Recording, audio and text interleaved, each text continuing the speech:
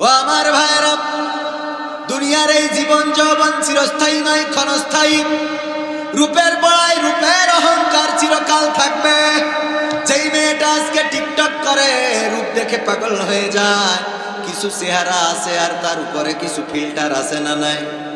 চেহারার উপরে কিছু ফিল্টার মেরে টিকটক করে ছেড়ে দেয়, আমার যুবকেরা দেখে পাগল হয়ে যায়।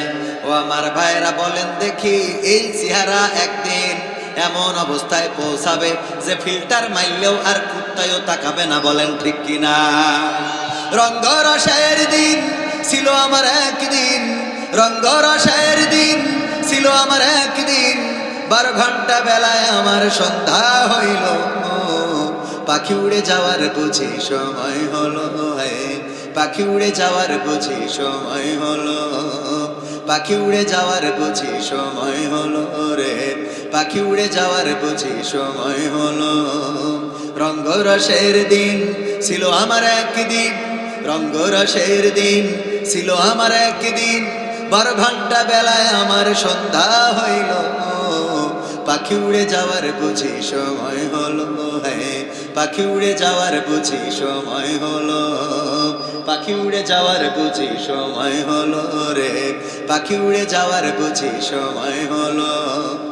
শরীরে চামড়া ছিল টান, মিষ্টি সুরে গাইতাম গান, গলার আওয়াজ আমার কত দূরে যাইতো। শরীরে চামড়া ছিল টান, মিষ্টি সুরে গাইতাম গান, গলার আওয়াজ আমার কত দূরে যাইতো। পাইকা গেল মাথার চুল, কথা বলতে পরে ভুল, পাইকা গেল মাথার চুল, কথা বলতে পরে ভুল, চোখে দেখি গন্ডগোল, দন্ত নড়িল, পাখি উড়ে যাওয়ার বুঝি সময় হলো, পাখি উড়ে যাওয়ার বুঝি সময় হলো, পাখি উড়ে যাওয়ার বুঝি সময় হলো রে, পাখি উড়ে যাওয়ার বুঝি সময় হলো। ঘন ঘন আসে দম, কানেতে শুনি কম, পিছে পিছে জম আমার ঘুরতে লাগিল,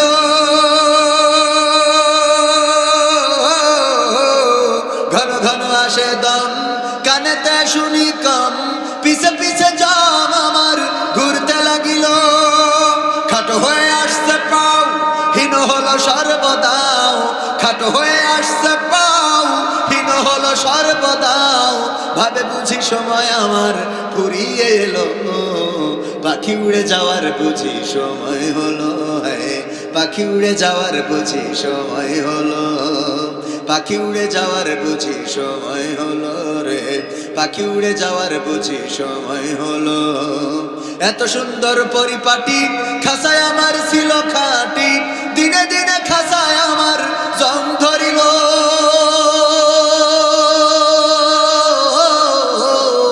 এত সুন্দর পরিপাটি খাসায় আমার ছিল খাটি, দিনে দিনে খাসায় আমার জং ধরিল।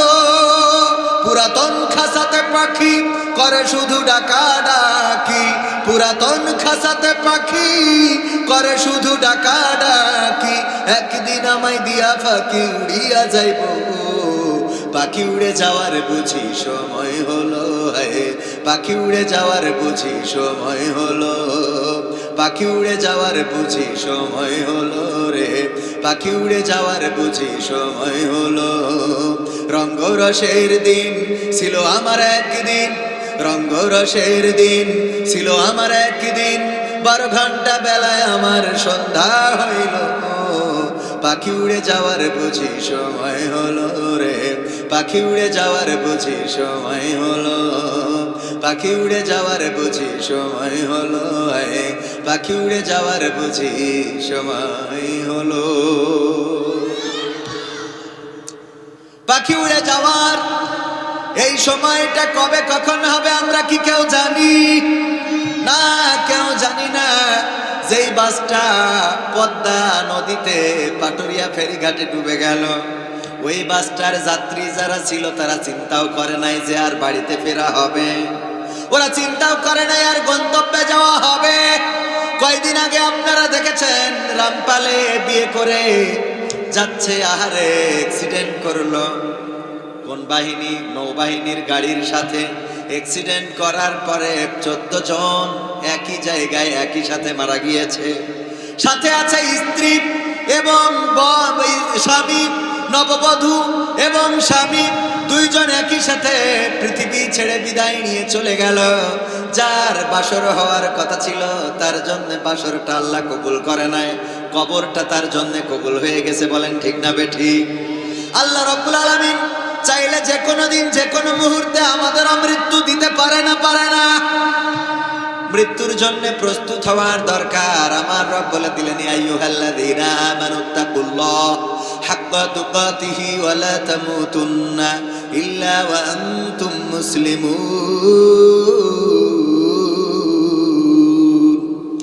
আমার আল্লাহ বললেন, ওগো ঈমানদারেরা, তোমরা আল্লাহকে ভয় করো যেমন করে ভয় করা উচিত, আর ততক্ষণ পর্যন্ত মৃত্যুবরণ করো না যতক্ষণ পর্যন্ত না পূর্ণ মুসলমান আত্মসমর্পণকারী হতে পারো।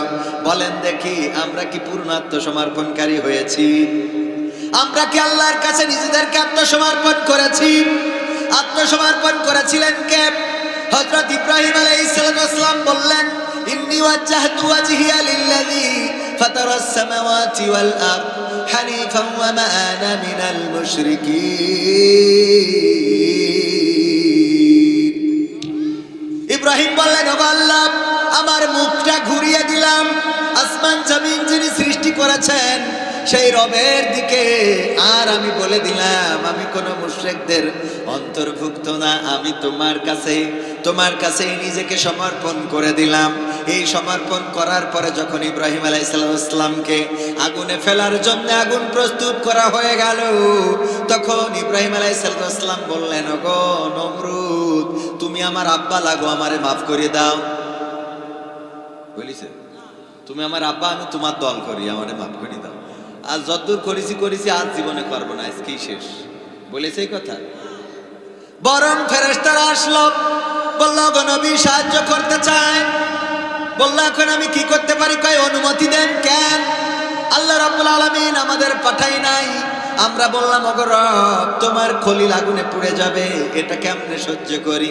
যদি অনুমতি দাও, যেতে চাই সহযোগিতার জন্য। আল্লাহ রাব্বুল আলামিন বললেন, যাও, তবে আমার বান্দা, আমার বন্ধু, আমার খলিলকে জিজ্ঞাসা করবা, সে যদি চায় তাহলে সহযোগিতা করবা, আর যদি না চায় তাহলে ফিরে আসবা। ওগো আল্লাহর বন্ধু, এই জন্য অনুমতি চাই, সহযোগিতা করার অনুমতি দিন। আল্লাহর নবী বললেন, তোমরা সহযোগিতা করতে চাও, কারণ কি? কারণ আপনি কষ্টে নিপতিত হচ্ছেন, আপনি মুসিবতের মধ্যে পড়ে যাচ্ছেন। এটা দেখার পরে আমরা তো ভালো থাকতে পারি না, আমাদের সহ্য হচ্ছে না, আমাদের ভালো লাগছে না, কষ্ট হচ্ছে। আল্লাহর নবী বললেন, ওগো ফেরেশতারা, ফিরে যাও, কারণ তোমরা যেই চিন্তা করে এসেছো, তোমরা আমার যেই কষ্টটা অনুভব করো, তার থেকে আমার রব আরো বেশি অনুভব করে। তোমাদের থেকে আমার রব আরো বেশি অনুভব করে আমার কষ্ট। তোমরা যেটা বোঝো তার থেকে আমার রব বেশি বোঝেন। তোমরা যেটা জানো তার থেকে আমার রব বেশি ভালো জানেন। আমাদের মনে, আমার মনের অবস্থা তোমরা যা বুঝেছো তার থেকে আমার রব আল্লাহ বেশি বুঝেছেন। তিনি যদি চান তিনি সহযোগিতা করবেন। তোমরা যাইতে পারো, তোমরা ব্যাক করতে পারো, কোনো অসুবিধা নাই। আল্লাহ রাব্বুল আলামিন আগুনকে বলে দিলেন, ইয়া নারু কুনি বারদাও ওয়া সালামান আলা ইব্রাহিম। আল্লাহ বললেন, ওগো আগুন, তুমি আমার ইব্রাহিমের জন্য ঠান্ডা আরামদায়ক হয়ে যাও। আর অমনি আগুন ঠান্ডা আরামদায়ক হয়ে গেল, ফুলের বাগান হয়ে গেল। বলেন সুবহানাল্লাহ। হুকুমটা ছিল কার? আল্লাহ চাইলে ফাঁসির কাষ্ঠ থেকে ঘুরিয়ে এনে এমপি বানিয়ে দিতে পারে। এই ক্ষমতা আল্লাহর আছে না নাই? শুধু জামাতে না, বিএনপিতেও আছে না নাই? আবার বিএনপিরা মনে করতে পারে মনে হয় জামাতের কথা বলছে। বিএনপিতেও আছে না নাই? ফাঁসির কাষ্ঠ থেকে ঘুরিয়ে এনে সংসদে এখন নেতৃত্ব দেয় 300 জনের মধ্যে একজন, মাননীয় স্পিকার। এই এরকম বলার সুযোগ দিয়েছে না, তাই নাই? এটা করার মালিক কে? এটা করার মালিক কে? আবার আল্লাহ যদি চান ক্ষমতার মাসনাদ কেড়ে নিয়ে দাদার দেশে পাঠিয়ে দিতে পারে। ঠিক না বেঠে? এই ক্ষমতা আছে কার? ক্ষমতার চেয়ার পেয়েছেন বলেই মনে করলে হবে না, আর কোনদিন এই চেয়ার ছাড়া লাগবে না। এমন চিন্তা যারা করেছিল ওরাও চেয়ারে থাকতে পারে। আমি কিন্তু বর্তমান দেশের কথা করছি না, ফিরআউন নমরুদের কথা করছি। ওরা থাকতে চাইছিল, পেরেছে? বলেন পেরেছে? ফিরআউন বলল, যখন মুসা আলাইহিস সালাম বললেন লা ইলাহা ইল্লাল্লাহ, ও গো ফিরআউন, এই মিশরে তোমার আইন চলবে না। ফিরআউন বলল, ও মুসা, আমিও তোমায় ছাড়ব না, ছাড়ব না। আর আল্লাহ বলল, ঠিক আছে, আমি তোমার ছাড় দেব, কিন্তু আমিও ছেড়ে দেব। নদীর কিনারায় পৌঁছে গেল। সবাই জানেন মুসা আলাইহিস সালামের সাহাবীরা ছিল একটু তেড়া ক্লাসের, একটু বেতাড়া ক্লাসের। মানে ওদের যত যাই করেন ওরা মানে কোনোভাবে, আপনাদের বিলাটেও অনেক লোক থাকতে পারে, মানে যত সুন্দর মসজিদ হোক না কেন, নামাজই পড়ে আপনার সুন্দর মসজিদ করিলাম কি, ওর মসজিদ দিত এসি কে, হ্যাঁ তেড়া মার্কা কিছু বলছিল, সুন্দর মসজিদ হইস তো কি হয়েছে, ও পড়বে না, ও খবরে যাই ওই সেই এর মতো বুদ্ধি করি চলবে। এরকম কিছু আছে না? একজন মারা যাওয়ার সময় বলতেছে যে আমি মারা যাওয়ার পরে ওই গোরস্থান থেকে একটা ওই পুরাতন কাফনে নিয়ে আমার বাবা দাফন করে দিস। তো বলতেছে এইটা কোনো কথা যে পুরাতন কাফনের কাপড় কে 12 বাজারতে নতুন দামি কাফনের কাপড় কিন্তু তোমার কবর দেব? তো বলতেছে আরে না, এটা একটু করতে হবে, কারণ সমস্যা আছে। কি সমস্যা আব্বা? কই সমস্যা আছে, তোরা পুরনো কাফন দিয়ে আমার দাফন করবি। আব্বা এটা কই যাচ্ছে? তা বলতেছে শোন, সারা জীবন তো আল্লাহর নাফরমানি করেছি, গুনাহ জিনা ব্যভিচার চুরি চামারি, মসজিদে যাই নাই, নামাজ পড়ি নাই, রোজা করি নাই। তো কবরে যাওয়ার পরে তো ফেরেশতারা বলবে মান রব্বুকা মান দীনুকা মান নাবিয়ুকা, আমি তো এটা কইতে পারবো না, কারণ এইগুলো তো করি নাই। তো আমি যখন আমার টাইনি তুলি বসাই জিজ্ঞেস করবে, আমি কব যে আর কতবার এই প্রশ্নের উত্তর দেব, আর কতবার দেব? তখন ফেরেশতারা বলবে কেন? তা তখন আমি আমার কাফনের কাপড় দেখাই, বলবো এই কাফনের কাপড় দেখে বোঝা যাচ্ছে না আমি কি আজকের লাশ? কাফনের কাপড় ছিঁড়ে যাবে লেগেছে, বুঝলি? হ্যাঁ, আর আমার আওয়াজ জিজ্ঞেস করতেছে, হ্যাঁ এই বুদ্ধি চলবে ওখানে?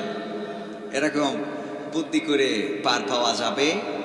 তো আসলে বিষয়টা হলো কি দেখেন, আবু জাহেলের বাড়ি আপনারা যারা গিয়েছেন তারা তো জানেন আবু জাহেলের বাড়িটা কি হয়েছে।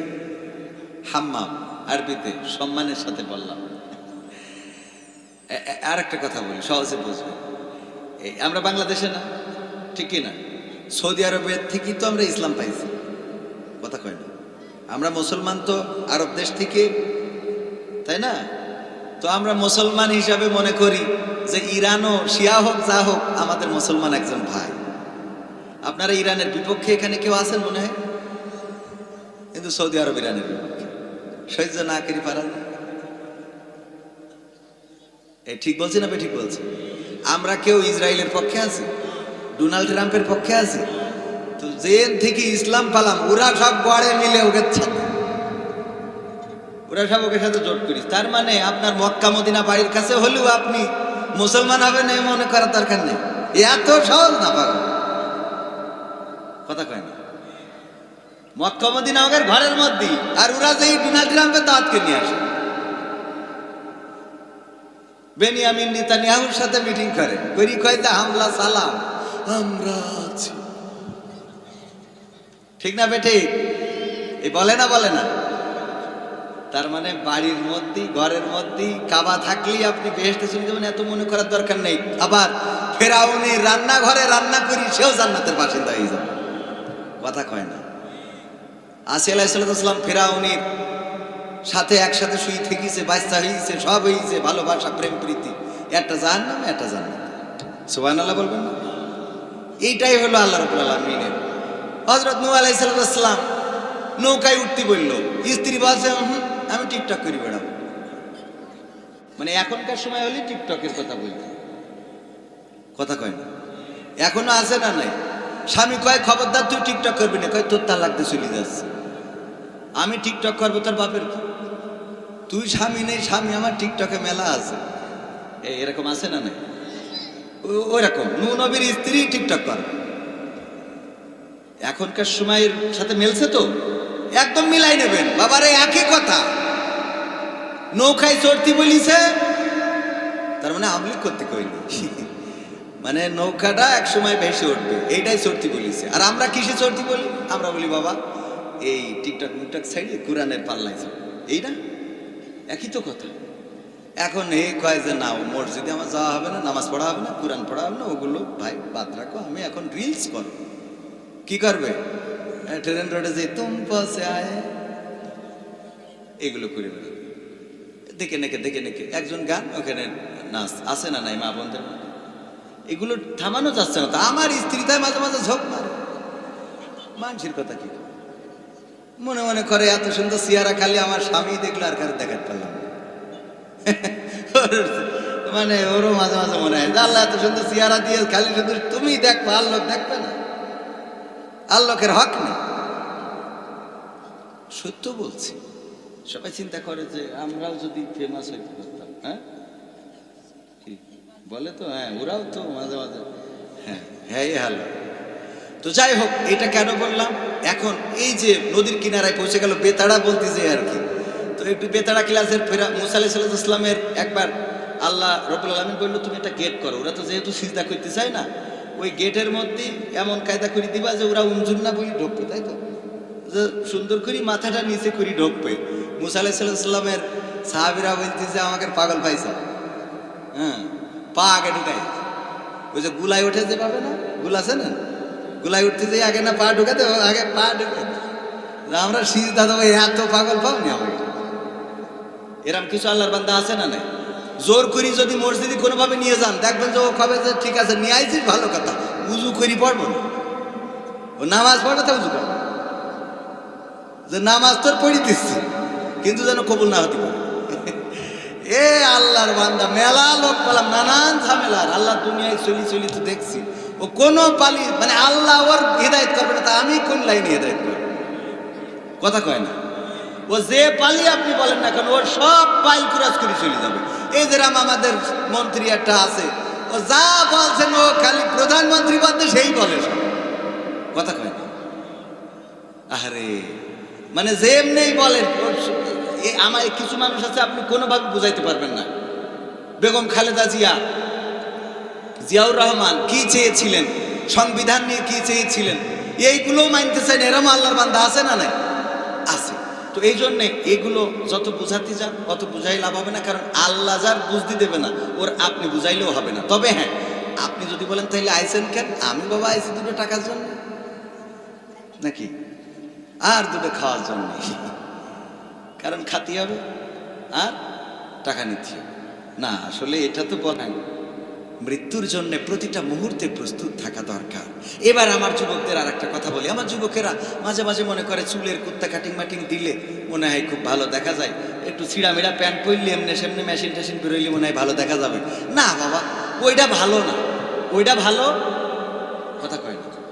আপনি যদি সুন্দর করে মার্জিত চুল ছাটেন, মসজিদে যান, নামাজ পড়েন। আমি মাঝে মাঝে বলি আমাদের হুজুররা শিখাইছে রিজিকের মালিককে, টাকা পয়সার মালিককে, ধন সম্পত্তি দেওয়ার মালিককে, জায়গা জমি দেওয়ার মালিককে, বউ দেওয়ার মালিককে, এইটা বলো শিখাইনি। বউ দেওয়ার মালিককে এইটা দেখেন ক্ষতি চাই না। আর বউ দেওয়ার মালিককে, ও টাকা পয়সা পয়সা ধন সম্পত্তি সব দেওয়ার মালিক আল্লাহর। বউ তোমার কুতনে হয়, কথা কয় না। হুজুর আপনার যে যে স্ত্রী, এ কি আপনি জানতেন হুকেনে বিয়ে হবে? আল্লাহ দিয়েছে। এবার হুজুর নিজেও জানতেন না যে ওই স্ত্রীর গর্ভ থেকে এমন একটা সন্তান আসবে যেই সন্তানের জন্য 8 দিনই যাবে, আর 8 দিনই যাওয়ার পরে মহিউদ্দিন সাদ্দাইকে আবার চাকরি দেবে। চাকরি তো দেবে হেড হুজুর বানাই দেবে, এটা উনি জানতেন। সুবহানাল্লাহ বলবেন না? পুরো মান হাতের পরে দিচ্ছে, আর কয়টা নেবে?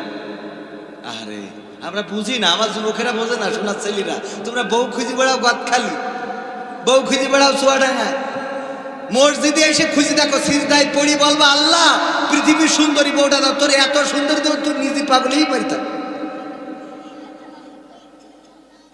সুবহানাল্লাহ বলবেন না?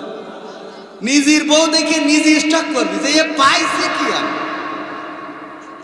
আলামিন ভাই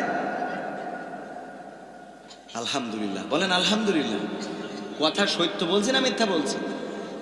হুজুরকে দেখেন মনে ওই পড়ি বেড়ায় আলাগুলা প্রতিটার বউ যদি কোনোভাবে ফাঁক করতে দেখতেন দেখবেন ওরে বাবা জান্নাতে বেরোয় গেছে। সুবহানাল্লাহ বলবেন না? হ্যাঁ, আলহামদুলিল্লাহ বলেন। এটা দেয়ার মালিক কে? এই জন্য যুবকেরা আমার, আল্লাহর কাছে মাথাটা নত করতে হবে, সিজদায় অবনত হতে হবে।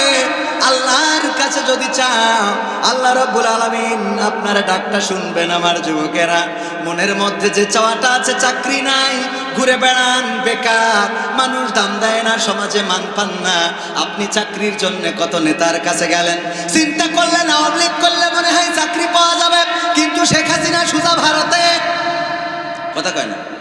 মনে করলেন বিএনপি করলে চাকরি পাওয়া যাবে, কিন্তু এখানে তো আবু তালিব পাশ করি বসে আছে, কথা কয় না। অথচ আপনি যদি মসজিদে ঢুকে আল্লাহর কাছে মাথাটা নত করেন, আল্লাহ আওয়ামী লীগের সময়ও ছিল, বিএনপির সময়ও আছে, জামাতের সময়ও থাকে, কথা কয় না। আপনার এইটা তো চেঞ্জ হচ্ছে না। ওই যে আমার স্যার বলতো, জাতীয় পার্টির একজন নেতা, উনি জাতীয় পার্টি থাকতি উনি জাতীয় পার্টির মন্ত্রী ছিল, আবার জাতীয় পার্টি চলে গেল, বিএনপি সরকার আসলো, উনি তার মন্ত্রী, পরে আবার আওয়ামী লীগ সরকার আসলো, উনি তারও মন্ত্রী। তো মানসি বলছে আপনি কতবার দল চেঞ্জ করবেন? কয় আমার দোষ না তো করতো, আমি তো সেই সরকারি দলের মন্ত্রী, সরকারি দলেরই আছি, তোরাই তো খালি সরকার চেঞ্জ করিস, কথা কয় না। আমি তো মন্ত্রী জায়গায় আছি, তোরাই তো খালি একবার ইরশাদ, একবার হইলো খালেদা জিয়া, একবার শেখ হাসিনা, এইগুলো করি বেড়া। ভাইরা আমার, এই জন্য আমরা কোন দলের নয়, আওয়ামী লীগ বিএনপির নেতার পিছনে, জামাতের জাসদের বাসদের নেতার পিছনে ঘুরে লাভ নাই।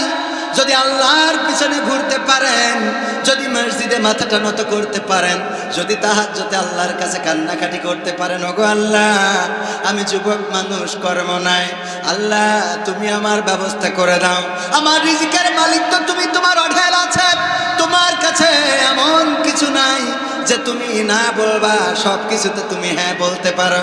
ওগো রব, তুমি চাইলেই হয়ে যাও, তুমি চাইলেই হয়ে যায়, কোন বলো ফায়া কোন হয়ে যায়।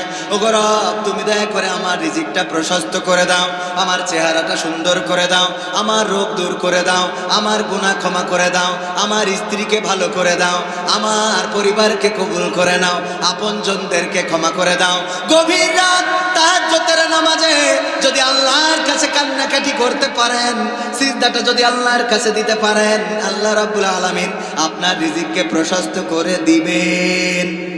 সুবহানাল্লাহ বলবেন না? আল্লাহ রাব্বুল আলামিন আপনার রিজিককে প্রশস্ত করে দিবেন। আল্লাহ রাব্বুল আলামিন আপনার স্ত্রী নাই, বিয়ের ব্যবস্থা করে দিবেন। আপনার সংসার চলে না, সেই সংসার চালানোর ব্যবস্থা করে দিবেন। আপনার জায়গা জমি নাই, ব্যবস্থা করে দিবেন। আল্লাহ রাব্বুল আলামিন সবকিছু পারে না, পারে না? এই বিশ্বাস আমাদের আছে না নাই? ওই মুসা আলাইহিস সালামের ওখানে যাওয়ার পরে ওই মুসা আলাইহিস সালামের সাহাবীরা বলছে, তোমার কথা শুনি তাহলে কি ক্ষতির মধ্যে পড়ে গিয়েছে? তুমি যদি এই যে আমরা তো সেই ধরেই বললাম যে আমরা এই দল করি, শুনলে না তো? ফিরাউনের এখন ঘোড়ার বাহিনীর তলে পড়বো, না হয় এখন এই নদীতে চুবানি খাবো। এখন মুসা তুমি আমাদের কি বলবা বল? মুসা আলাইহিস সালাম টেনশন করি বলল যে ঠিক আছে, অসুবিধা নেই, তাহলে এক কাজ করো, আমরা সবাই মিলে একযোগে আওয়ামী লীগে যোগ দিই। কথার কথা মানে এরকম, এটা দল ধরেন, এটা দলের কথা বলি, ফিরাউনের দল যোগ দিয়েছে, কথা কেন দিয়েছে? বরং মুসা আলাইহিস সালাম একদম কোনো টেনশন ছাড়াই রিল্যাক্সে বসে আছে। আল্লাহ বলতেছে, মুসা কি খবর? খবর আর কি, ঘাটে এসে বসে আছে, কি করবো? হাতে কি? তো বলছে লাঠি। লাঠি কি করবো? বলছে এই ছাগলের পাতা পেড়ি খাওয়াই, পাথরের ওই রাস্তায় থাকে, মেরি দিয়ে চলে যায়। তা বলছে ওই লাঠিতে নদীতে একটা বাড়ি দাও। দিলাম, বলি স্যার, রাস্তায় বাড়ি দিয়েছে। বাড়ি দেওয়ার দায়িত্ব ছিল মুসা আলাইহিস সালামের, রাস্তা করার দায়িত্ব কার? এটা হলো কনফিডেন্স। এটা কি? এটা আত্মবিশ্বাস। এটা কি? আল্লাহর প্রতি তার এতটাই বিশ্বাস ছিল, আজ জিজ্ঞেস করে নাই বাড়ি দেবো কিছুর জন্য, কেন দিতে হবে? বাড়ি দিলে তুমি রাস্তা করবা কি করি? তোমার এই মাটি ফেলবা কনতে, কোন নদীতে কাটবা, তুমি ওই মেশিন কনতে নিয়ে আসবা? এই প্রশ্ন করেছে, বলিছে বাড়ি দাও, রাস্তা করে দিয়েছে কে? এই জন্যে দেখবেন যে বুদ্ধিমান যারা, ওরা পায়খানা লাগায় 3 জায়গায়। কয় জায়গায়? আর যারা পাগল ছাগল ওদের লাগে 1 জায়গায়। কয় জায়গায়? বুদ্ধিমান কি? ওর জুতোর তলে কি একটা লেগেছে, ঘষা দিয়ে দিয়ে খানিক পরে চিন্তা করে কি লাগলো রে আমার হাতে, নিয়ে তারপর আবার নাকে ঘষে যে এটা কি। আর যে পাগল সে কি করে, লেগেছে ডইলিয়ে থুই আর যা লেগেছে। কথা কি বোঝা গেছে? এই জন্য আপনি যদি আল্লাহর পাগল হন, এরকম সহজ রাস্তা হয়ে যাবে, $1 সোজা জান্নাতে। সুবহানাল্লাহ, $1 সোজা জান্নাতে। বলিছে হুজুর আল্লাহর পথে চলতে, আলহামদুলিল্লাহ আল্লাহর পথে চলি, আল্লাহ রাব্বুল আলামিন বলবে বান্দা আমি তোর ক্ষমা করে দিলাম। সুবহানাল্লাহ। আর বুদ্ধিমান যারা বুদ্ধি করি করি করি করি করি করি লাস্টে দাড়ি কাটলো, সালমান এফ রহমান কথা কয় না, বুদ্ধি করে চলি চলি লাস্টে তুই নৌকায় চড়বি, চড় তো অসুবিধা, দাড়ি কেটে চড়ার কি দরকার, কথা কয় না। এও বুদ্ধির অংশ, দাড়ি কেটেও কি রক্ষা হইস বলেন? তার মানে পাগলামো, ওই যে বুদ্ধিমান পায়খানা লেগেছে কয় জায়গায়, কয় জায়গায়। যা দাড়ি ছিল আমরা দেখি তো মনে করতাম জামাতের আমির, ও যদি ওই সময় আমাদের সামনে আসতো তাতেও আমরা আমির বলি মেনে নিতাম। ও কেইটিতে বুঝাই দিলে যে আমরা এ দলের না, ঠিক না ভাই? ঠিক। আচ্ছা, আমার হুজুর বললো 10:30 তো পার হয়ে গেল। তো ভাইয়েরা আমার, আপনারা কি অখুশি হয়েছেন?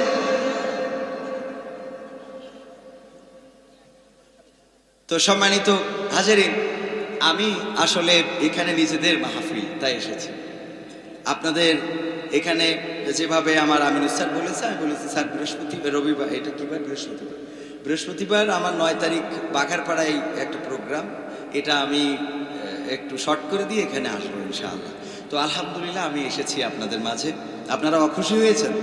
গ্রামের ছেলে, গ্রামের ছেলে না, এই জন্য শর্টকাটে খুব আঞ্চলিক ভাষায় সুন্দর করে বলতে পারিনি। অসুন্দর হইলেও আপনাদের বোঝার মতো করে বলেছি না মোটামুটি, যে যেভাবে বোঝে তার তো সেভাবে বলে। মালয়েশিয়ায় ছিলেন এমন কেউ আছেন এখানে? আছেন? হ্যাঁ, dia orang 1, 2 ada lagi dah 3. Dia orang kalau saya cakap Melayu semua orang boleh paham. Ini 3. Kalau saya cakap Bangla orang semua boleh paham, tapi cakap Melayu 3 orang saja boleh paham, betul kan? এই যে দেখেন, আপনারা কিন্তু কিছুই বোঝেন নাই। কারণ কি, ওই 3 জন মালয়েশিয়ায় ছিল, আমি কি বলেছি ওই 3 জন বুঝেছে, কথা কয় না। তো আমি এই এলাকার সন্তান, গ্রামের ছেলে, এত ভালো করি ক্যাপাসিটি করি, বিশাল নারায় তাকবীর দিয়ে স্টেজে উঠতে হবে এমন কোনো কথা না। গ্রামের ছেলে আসেছি, গ্রামের মতো করি কয়টা কথা বললাম। খারাপ লেগেছে আপনাদের? কষ্ট হয়েছে? আগামীতে কি আবার আসবো ইনশাআল্লাহ? আপনারা খুশি? তাইলে আগামীতে যেহেতু আমাদের হুজুরদের অনেক দূর দূরান্তে যেতে হবে, আবার আগামীতে আসবো, নিয়ত রাখছি। একটা সঙ্গীত শোনাই শেষমেশ। আজকালকের ছেলেরা বই নিয়ে আর বসে না, ও বাবা গুগলে সার্চ করিয়া পড়ি। ওরে কালের মেয়েরা কোরআন হাদিস ধরে না, এখনকার মা বোনেরা কোরআন হাদিস পড়ে না, ও আল্লাহ টিকটকে ভিডিও ওরা করে। আজকালকের ছেলেরা বই নিয়ে আর বসে না, গুগলে সার্চ করিয়া পড়ি। আগের সময় প্রেম করিলে মুরব্বীরা বলতো পেয়েছ কি, এখন বলে সব করিয়া বাবু তুমি খেয়েছ কি? বলে না, বলে না। আগের সময় প্রেম করিলে মুরব্বীরা বলতো পেয়েছ কি, এখন বলে সব করিয়া বাবু তুমি খেয়েছ কি? লজ্জা শরম নাই, আইলাম কোন জামানায়, লজ্জা শরম নাই, আইলাম কোন জামানায়, ভবিষ্যৎ দেখি অন্ধকারে। আজকালকের ছেলেরা বই নিয়ে আর বসে না, গুগলে সার্চ করিয়া পড়ি। নতুন করে হয়েছে চালু এখন আবার কোন ট্যালেন্ট, পরিচয় করাই দেখি এই আমার গার্লফ্রেন্ড। এরকম যুবক আছে না নাই? নতুন করে হয়েছে চালু এখন আবার কোন ট্যালেন্ট, পরিচয় করাই দেখি এই আমার বয়ফ্রেন্ড।